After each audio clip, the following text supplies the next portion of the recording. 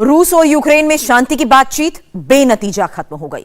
कोई फैसला नहीं हो सका। मामला गंभीर दिशा में बढ़ता दिख रहा है। यूक्रेन रूस से क्रीमिया छोड़ने की बात कर रहा है। 2014 के हालात को दोबारा बहाल करने की मांग कर रहा है। रूस उसके लिए बिल्कुल तैयार नहीं होगा। यह बात पहले ही पुतिन साफ कर चुके हैं।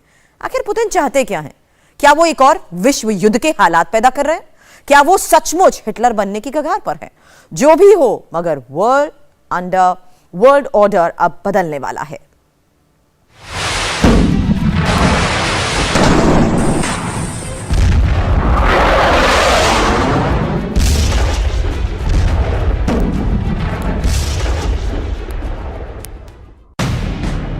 दो 2022 यूरोप की जमीन पर 76 साल बाद जंग। 1914 से 1918 यूरोप की जमीन पर 4 साल चली जंग। 1939 से 1945 हथियारों की होड़ और हिटलर का आतंक। यूरोप की जमीन से उठी हर जंग वर्ल्ड वॉर में तब्दील हुई। इस बार आग यूक्रेन से भड़की है। उन सभी देशों ने चुप्पी साध रखी है जो कभी वर्ल्ड वॉर के साझीदार रहे। बयानों को किसी का स्टैंड मत समझिए। जंगें छोटी छोटी सनद और छोटे छोटे स्वार्थ का नतीजा होती है। हर देश का अपना स्वार्थ होता है। जो अपना हित नहीं समझता वो नेता नाकारा होता है। पुतिन ने अपने रूस के लिए स्टैंड लिया। जेलेंस्की ने यूक्रेन के लिए स्टैंड लिया। बाइडेन ने बस बयान दिया, कोई स्टैंड नहीं लिया। ब्रिटेन ने बस मदद का भरोसा दिया। जर्मनी और फ्रांस बस बात कर रहे हैं।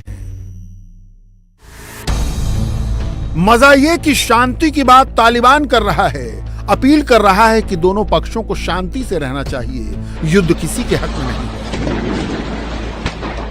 मगर यूक्रेन के राष्ट्रपति जेलेंस्की आज जिस अंदाज में सामने आए वो दहलाने वाला है। उनका अड़े रहने वाला अंदाज बहुत कुछ कहता है। ये भविष्यवाणी बहुत से लोग कर रहे हैं कि अगर युद्ध थोड़ा और लंबा खिंचा तो दुनिया पहले जैसी नहीं रहेगी। अब आइए पहले यूक्रेन के प्रेसिडेंट के ताजा बयान को सुनिए और उसके नुआंस समझिए। यूक्रेन ने जेलों में बंद अपने खूंखार अपराधियों को रिहा करने का फैसला किया है, जो लड़ाई को बाय हुक बाय क्रुक जीतना जानते हैं।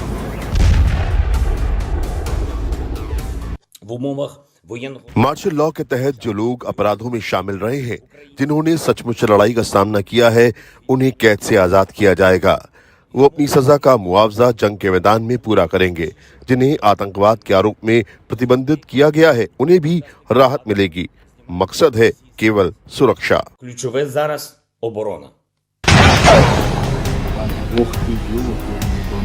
तो जंग जीतनी है, रूस को सबक सिखाना है, इसलिए किसी भी मोर्चे पर अड़े रहना है। यूक्रेन रूस के लिए मुट्ठी में मसल देने वाला देश है, मगर रूस वहां केवल खेल रहा है। यूक्रेन कल्चरली रूस का पार्ट है, ये बात खुद पुतिन ने कही है। यूक्रेनियन जनता को रूस अपने साथ रखना चाहता है। इसे समझने के लिए वायरल हो रहा ये वीडियो ही पर्याप्त है।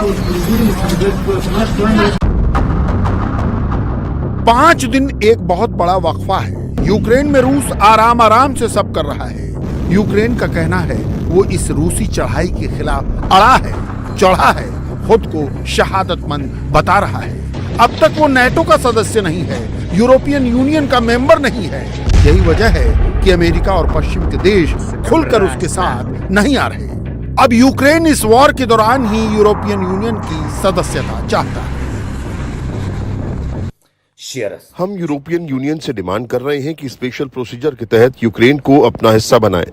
हम उनके शुक्रगुजार हैं जो हमें मदद कर रहे हैं, मगर हमारा असली मकसद सारे यूरोपियन लोगों के साथ होना है कि हमें समानता चाहिए। मुझे भरोसा है कि यही सही होगा। हम इसके हकदार हैं। कभी पूर्वी यूरोप के ब्लॉक का पार्ट रहा यूक्रेन अब पश्चिमी यूरोप की करीबी चाहता है, मगर रूस को यही करीबी खटक रही है। पुतिन को लगता है कि नाटो उसकी घेराबंदी कर रहा है, उसका दबदबा खत्म करना चाहता है। पुतिन रूस की पुरानी कहानी वापस लाना चाहते हैं, उसका पुराना दबदबा वापस लाना चाहते हैं, चाहे इसके लिए जंग को न्यूक्लियर अटैक तक ही क्यों न ले जाना पड़े। रूस ने अपने न्यूक्लियर कमांड को अलर्ट कर दिया है। न्यूक्लियर मिसाइल अलर्ट कर दी हैं, न्यूक्लियर सबमरीन अलर्ट कर दी हैं, एटॉमिक बॉम्बर को अलर्ट कर दिया है। बेलारूस में मौजूद अपनी सेना को न्यूक्लियर अटैक के लिए तैयार कर दिया है। दरअसल ये सब यूक्रेन पर कब्जे के लिए नहीं हो रहा है। पुतिन अपने आप को और रूस को नए सिरे से विश्व शक्ति साबित करना चाहते हैं, इसलिए यूक्रेन उनके लिए सिर्फ बहाना है। यूक्रेन को वो दुनिया के सामने अमेरिका की कठपुतली साबित करना चाहते हैं। इसको समझना है तो भारतीय मूल के रूसी सांसद अभय सिंह की इंडिया टीवी से हुई एक्सक्लूसिव बातचीत सुनिए। वो पुतिन की पार्टी के ही सांसद हैं। ज़ेलेंस्की हैं यूक्रेन के, क्या उनकी मौजूदगी जो है अपने पद पर वो बने रहेंगे, स्वीकार होगा रूस को? अब ज़ेलेंस्की तो प्रो यूएस हैं, अमेरिका का बात बोलते हैं। उनका अपना भी कोई डिसीजन नहीं होता है, जो भी बोलते हैं वो वेस्ट के लिए ही बोलते हैं। अब तो वहां की जनता डिसाइड करेगी यूक्रेन की किसको राष्ट्रपति बनाना है। लेकिन वो तो दावा कर रहे हैं कि यूक्रेन की जनता पूरी तरह उनके साथ है और आपकी सेना को जो है वो ऑक्यूपाइंग फोर्स बताया जा रहा है, इन्वेडर्स बताया जा रहा है। नहीं, ये गलत बात है। कोई ऑक्यूपेशन की फोर्स नहीं है हमारी सेना जो है वहां पे एक ऑपरेशन के तहत एक ऑक्युपाइड यूएस ऑक्युपाइड कंट्री को उनके शहरों को छुड़ाया जा रहा है। बस लोगों का वहां पे कोई नहीं सुनता था पहले। अब नया इलेक्शन होगा, नई पार्टी आएगी, देखा जाएगा आगे। तो ये तो आप साफ कह ही रहे हैं ना कि आप वहां पर चाहते हैं कि दोबारा से इलेक्शन हो और आपका ये मानना है कि लोग अपने आप ज़ेलेंस्की को हटा देंगे। ये तो हमारे कहने से नहीं हो सकता है, वहां की जनता डिसाइड करेगी यूक्रेन की। अभी आपने कहा कि वो अमेरिका कंट्रोल्ड कंट्री है, आप कहना चाहते हैं कि पूरे यूक्रेन में वही होता है जो अमेरिका चाहता है? बिल्कुल बिल्कुल। लेकिन आज आप देखें इस लड़ाई में अभी तक नेटो ने ये साफ कर दिया, अमेरिका ने साफ कर दिया कि हम इस लड़ाई में अपनी फौज नहीं उतारेंगे। तो वो तो किसी भी तरीके से कह रहे हैं हम इन्वॉल्व नहीं है।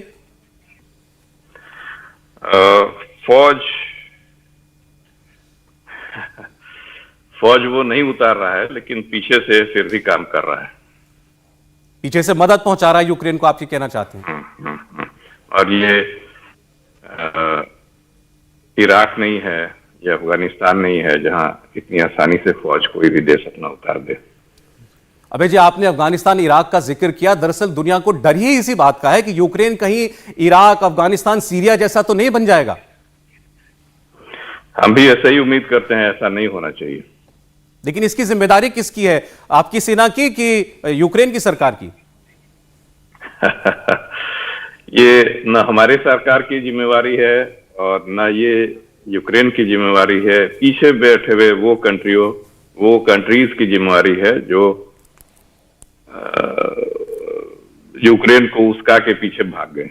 रूस ने बातचीत की बात क्यों कही? अगर आपका ऑब्जेक्टिव जो है वो वहां की सरकार को बदलना है, आप कह रहे हैं कि वो यूएस ऑक्यूपाइड लैंड है, उसको छुड़ाना है, तो फिर बातचीत की पेशकश क्यों? इसको बहुत से लोग इस तरीके से देख रहे हैं कि शायद अब बैकफुट पर तो नहीं आ रहे राष्ट्रपति पुतिन। नहीं, ऐसी कोई बात नहीं है। और बातचीत का इसकी जो बात की जो शुरुआत है वो यूक्रेन के साइड से किया गया था और हमारे देश की तरफ से उसको एक्सेप्ट किया गया है और मेरे ख्याल से ये एक बहुत अच्छा कदम है। और अगर जो बातचीत से सॉल्व हो जाए, उससे बढ़िया और तो कुछ हो ही नहीं सकता। तो आपका क्या ऑफर होगा उनको बातचीत की मेज पर? देखिए, हमें क्या प्रॉब्लम था, जब आपको याद होगा करीब करीब मोर देन 1 मंथ रशियन सेना चारों तरफ से बैठी हुई थी। ये सब पीरियड था बात करने के लिए और रशियन सेना आगे नहीं बढ़ रही थी, केवल निगोशिएट करने के लिए। और निगोशिएट करने के अलावा निगोशिएट करने की जगह पे वो लोग और उकसाने का काम करने लग गए। तो अब उनको लग रहा है कि अब बात करनी चाहिए। तो टेबल के लिए हम लोग हमेशा तैयार हैं। दुनिया में जो है इस वक्त चर्चाएं चल रही है क्या हम किसी तीसरे विश्व युद्ध की ओर बढ़ रहे हैं, और बहुत से लोग ये कहते हैं कि अगर तीसरा विश्व युद्ध हो गया तो उसके बाद चौथा कभी नहीं होगा, क्योंकि दुनिया में कुछ बचेगा ही नहीं। नहीं, ऐसा नहीं होना चाहिए, ऐसा कभी नहीं होगा। मेरे ख्याल से ऐसा कभी नहीं होगा। सर, ये इस स्थिति को ठीक होने में, रिजॉल्व होने में पूरा विश्व देख रहा है। आपके हिसाब से कितना वक्त लग सकता है? क्या ये युद्ध बहुत लंबा भी चल सकता है? देखिए, मेरे ख्याल से ये युद्ध लंबा नहीं चलेगा और 1 वीक के अंदर में सारा क्लियर हो जाएगा, मैक्सिमम 1 वीक। अभय सिंह रूस की स्टेट ड्यूमा के मेंबर हैं। उन सांसदों में शामिल हैं जिन्होंने यूक्रेन पर अटैक को हरी झंडी दिखाई। अमेरिका ने जिन सांसदों पर प्रतिबंध लगाया है, अभय सिंह भी उनमें शामिल है। हालांकि अभय सिंह को लगता है कि 7 दिन के भीतर ये जंग खत्म हो जाएगी, क्योंकि जंग को आगे बर्दाश्त करना यूक्रेन के बस में नहीं है। अमेरिका और पश्चिम के देश प्रतिबंध खेलते रहे। आइए अब एक संयोग पर गौर करें। पहली 2 जंगे अजीम यानी वर्ल्ड वॉर हुई तो महामारी की मार पड़ी थी। पहली वर्ल्ड वॉर के वक्त प्लेग, दूसरी वर्ल्ड वॉर के वक्त स्पेनिश फ्लू, और आज दुनिया कोरोना की महामारी झेल रही है। दरअसल जब महामारी की मार पड़ी हो तो आर्थिक रूप से राष्ट्र टूटे हुए होते हैं। यही वक्त होता है जब चतुर राष्ट्राध्यक्ष अपनी जगह बनाने के लिए हमले का मौका ढूंढते हैं या जंग में कूद पड़ते हैं। माना जा रहा है कि रूस की इंटरनेशनल इमेज मजबूत करने के लिए पुतिन ने एक मौका तलाशा है। इस मामले में चीन और रूस दुनिया के नक्शे पर एक साथ दिख रहे हैं। दोनों अमेरिका और पश्चिमी यूरोप को चैलेंज कर रहे हैं। अमेरिका और यूरोप इस वक्त जंग से बचना चाहते हैं। महामारी की मार ने अमेरिका और यूरोपियन यूनियन को त्रस्त कर रखा है। ब्रिटेन ने तो पहले ही यूरोपियन यूनियन से ब्रेग्जिट कर दिया है। इंटरनेशनल पॉलिटिक्स के एक्सपर्ट इस वक्त पुतिन और शी जिनपिंग की करीबी को जर्मनी के हिटलर और इटली के बेनिटो मुसोलिनी की करीबी की तरह देख रहे हैं। हिटलर और मुसोलिनी की जोड़ी ने पूरे यूरोप को मुसीबत में डाल दिया। कहावत है कि इतिहास खुद को दोहराता है, मगर यह भी सच है कि कभी पहले की तरह नहीं दोहराता। अब हिटलर है न मुसोलिनी।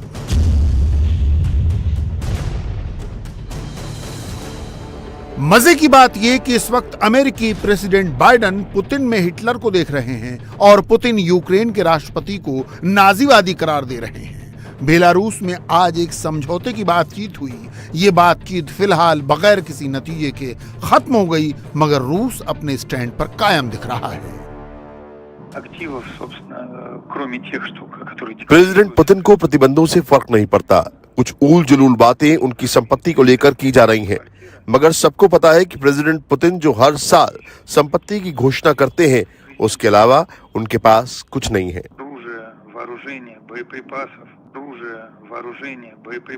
यूक्रेन में जो हथियार और गोला बारूद मौजूद है वो बहुत खतरनाक है। ये इस पूरे इलाके को अस्थिर करने की क्षमता रखते हैं। इससे शांति स्थापित करने में कोई मदद नहीं मिलती है, और लंबे दौर में देखेंगे तो आप पाएंगे कि इसके खतरनाक परिणाम निकल सकते हैं। पुतिन अपने देश को यह समझाने में कामयाब हैं कि रूस की मौजूदगी विश्व राजनीति के पटल पर नहीं थी। यही वजह है कि अमेरिका ने पिछले 2-2.5 दशक में अपनी मनमानी, इराक से सद्दाम हुसैन को खत्म किया, लीबिया से मुअम्मर गद्दाफी को खत्म किया, सीरिया में ISIS को सपोर्ट किया। सीरिया अरब और यूरोप के बीच अकेला ऐसा मुल्क है जहां आज भी रूसी फौजों की कमान मौजूद है। जिन्हें ये जंग सिर्फ असली इस्लाम नाफिज करने वाली समझ आ रही थी, उन्हें समझना होगा कि ये रूस को सीरिया से वाइप आउट करने की भी जंग थी। अमेरिका और पश्चिमी देशों की इस दादागिरी को चैलेंज करने के लिए रूस और शी जिनपिंग ने हाथ मिला दिया, मगर इन दोनों का हाथ मिलाना बाकी दुनिया को रास नहीं आ रहा। इस जंग का सबसे खतरनाक पहलू यह है कि जापान जैसे देश भी अंगड़ाई लेने लगे हैं। जापान के पूर्व प्रधानमंत्री शिंजो आबे जापान की न्यूक्लियर वीपन पॉलिसी को बदलने की सलाह दे रहे हैं। जापान यूक्रेन के साथ खड़ा है, रूस पर और सैंक्शन लाद रहा है। प्रेसिडेंट जेलेंस्की ने हमारी मदद की बहुत तारीफ की है और हमारे देश का शुक्रिया अदा किया है। आगे भी अपने रिश्तों को मजबूत करने के लिए हमने एक नया उपाय किया है। यूक्रेन के लोग जापान में अपना वीजा बढ़ा सकते हैं अगर उन्हें वापस लौटने में डर लग रहा है।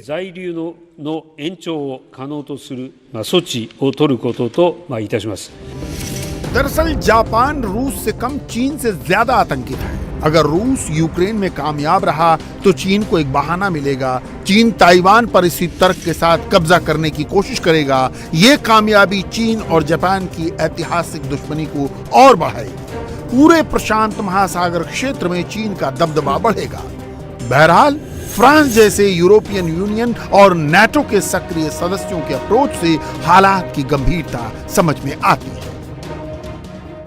De la Banque centrale russe ont été gelés. रूस के सेंट्रल बैंक की सारी संपत्ति फ्रीज कर दी गई है। इससे रूस को अरबों डॉलर का नुकसान होगा। यही नहीं, विदेशों से लेन देन करने में भी रूस को मुश्किल होगी। रूस के सेंट्रल बैंक पर बैन लगाने के फैसले का असर दिखना शुरू हो गया है। रूस की करेंसी रूबल लगातार गिरती जा रही है। शेयर बाजार भी बुरी हालत में है। इसके अलावा हम यूरोपियन देशों में रूस के नेताओं की संपत्तियों का पता लगा रहे हैं। उन पर भी प्रतिबंध लगाया जाएगा। Sur les taux d'intérêt et sur le marché financier russe. ये समझने की बात है कि वर्ल्ड लीडर्स इतिहास में नाम दर्ज कराने की ख्वाहिश रखते हैं। पुतिन रूस को उसकी पुरानी हैसियत दिलाने के लिए बेताब है। सोवियत संघ के टूटने को पुतिन अपमान मानते रहे। 1991 के बाद अमेरिका के विस्तारवाद को वो चुनौती देना चाहते रहे। क्रीमिया पर कब्जा करके और जॉर्जिया को नाटो में शामिल होने से रोककर वो एक पड़ाव पार कर चुके हैं। यूक्रेन में अगर वो कामयाब रहते हैं तो दुनिया फिर बाइपोलर होगी। रूस फिर एक विश्व शक्ति होगा, भले ही पुतिन को इसके लिए हिटलर माना जाए। इंडिया टीवी हर वक्त हर जगह डाउनलोड करने के लिए सर्च करें India TV news Google play store या ऐप स्टोर पर।